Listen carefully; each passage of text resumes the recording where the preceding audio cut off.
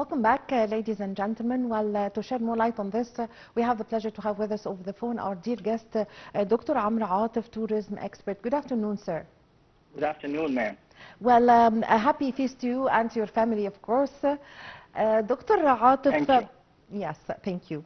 Well, Dr. Atef, during the days of the feast, the archaeological sites in Egypt and the museums have witnessed a great or a big influx for visitors from Egypt. Give us an idea about this. Yes, sure. I mean, in the last 3 days, there were a flow of visitors to the different sites.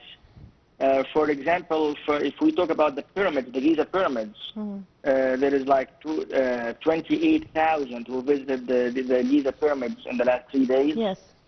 At the first day, 8,000 visited the Giza pyramids, and then 10,500 the second day, and then 10,000 on the third day.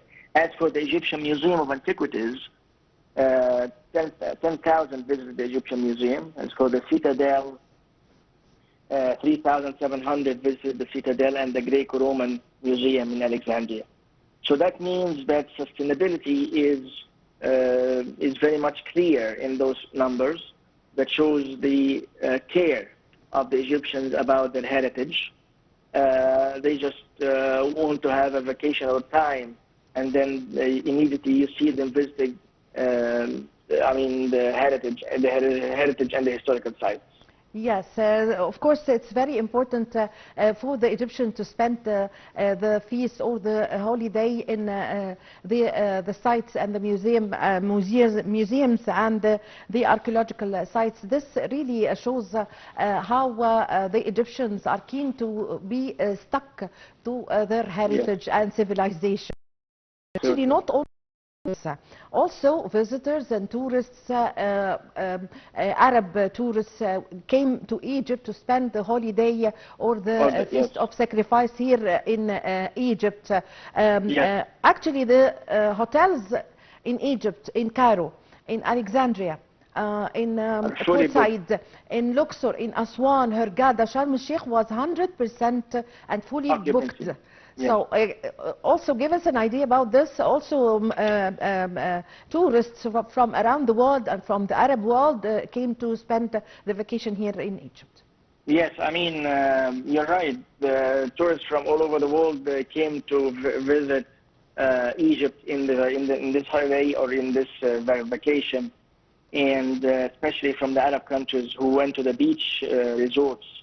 So if you see Al Alamein or you see the North Coast, or you see the Red Sea, you'll find lots of travelers from the Arab world as well as from Europe that are visiting and spending their feast and their vacation here in Egypt. Yes.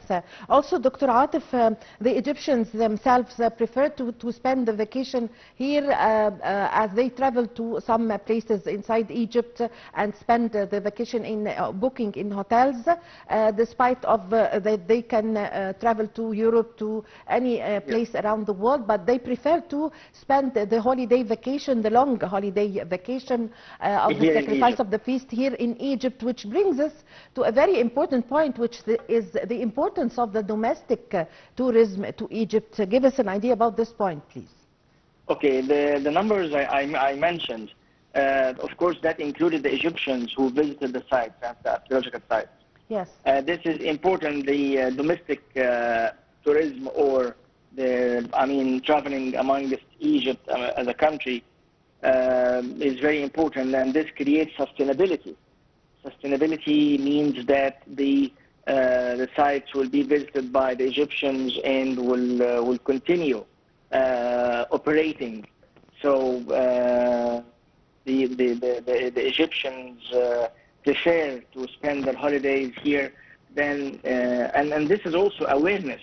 This is awareness from the Egyptians and from people who live in Egypt with the idea of the sustainability.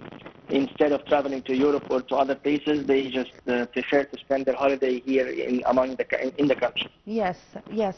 Also, despite the high temperatures, of course, not Yes. only in Egypt, the whole world, of course, Yes. suffers nowadays from the heat wave, of course. Despite all this, the health tourism flourished during the past days, as there were also an influx to the Siwa oasis for the traditional treatment and the health care for the curing the bones, the skin, the disease of the skin. So the health tourism also that took place in the oasis. Yes, I mean, not only health care, I'm going to talk about the health care, but also they go visit the sites. They go visit the great Sand Sea and the Shali Fortress, and then Lake Siwa, and the Mountain of the Dead, and Cleopatra's Pool, the Temple of Oracle of Ammon.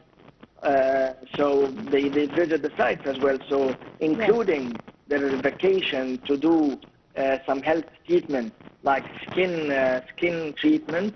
I mean, because they bury themselves in sand in Siwa, and this helps with the people who have rheumatoid and who have skin diseases. So they do that. They have high temperature in this heat. They go under the sand. I mean, they do sand baths and they bury themselves in the sand for almost 4 hours, as a matter of fact. And then after that, they are cured from those skin diseases or from the rheumatoid or the bone diseases, as you kindly mentioned. Also, they go to salt caves, and the salt caves give them positive energy. They bury themselves in salt. That's in Siwa, and only in Siwa that they have the salt baths, and this gives them positive energy, and people do that also for skin diseases as well. So Siwa is very famous for the hot water springs, more than 200 hot water springs in Siwa. And people go to the hot water springs also for curing, for skin curing, and from the different diseases as well. Yes, Dr. Atef, how do you see the diversity of or the several kinds of tourism in Egypt? Like we have, you've just mentioned the health tourism, religious tourism, beach tourism, the antiquities, monuments, archaeological sites. Safari, diving, snorkeling, a number of a variety of tourism and a variety of things that can be done here in Egypt. Give us also an idea about the importance of this. Of course, I mean, if you talk about beach tourism, Egypt has the most beautiful beaches in the world, in the North Coast and the Red Sea. If we are talking about diving and snorkeling, and also in the Red Sea, they have Ras Mohammed and Sharm el-Sheikh, and the rest of the areas where they do snorkeling and scuba diving, and also in Hurghada they do snorkeling and scuba diving. So beach tourism is very popular here, and of course New Al Alamein is another new attraction for the beach tourism. If we talk about archaeological tourism or cultural tourism, we have the temples, I mean, and the sites in every city now. Almost there is a museum, and we have the archaeological sites. So if you're talking about health tourism, we have Siwa, and we have other places as well where people can go and have their health care, I mean, in the different resorts that are spread all over the country. If you're talking about any kind of tourism, Egypt has it all. And they come here to see New Egypt now. The travelers come to see New Egypt. Egypt has changed. It's not, I always say it's not their parents' Egypt or their grandparents' Egypt. It's New Egypt that the travelers are coming to see now from all over the world. And the statistics has proven that the number of tourists has increased in this year, 2024, than the year before. So that's that's a good sign, and that means that we are going on the right track. Yes. Also, with all the governorates and the hotels in all governorates in Egypt fully booked, how does this show that Egypt is a secured country, safe? Because all the tourists prefer to come to Egypt. It has good weather. Also, the Ministry of Tourism and Antiquities is exerting all the efforts in order to boost tourism in Egypt. Yes, of course. I mean, the statistics are the best way to know about, I mean, the numbers of tourists that came to Egypt in this year. Yes. And in this summer. And as you kindly mentioned, the hotels are fully booked. It's hard to get a room in a hotel or a place in a hotel now in Egypt, as it's fully booked.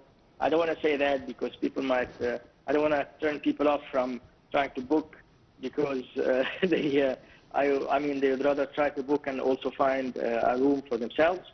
But what I'm saying is that shows or reflects that Egypt is safe, and shows the security that Egypt is seeing. I mean, in those days, and that all pours in the pot of tourism at the end of the day. Yes, I thank you very much for your time. Thank you for your valuable information. Happy feast to you and to your family. I really had the pleasure to have this phone with you. Thank you very much for your time, Dr. Amr Atef, tourism expert. I really had the pleasure to have this phone with you. Well, with this, my dear viewers, we come to the end of this episode of our program, Cairo Local Time. My name is Amal Mukhtar. Thank you for watching.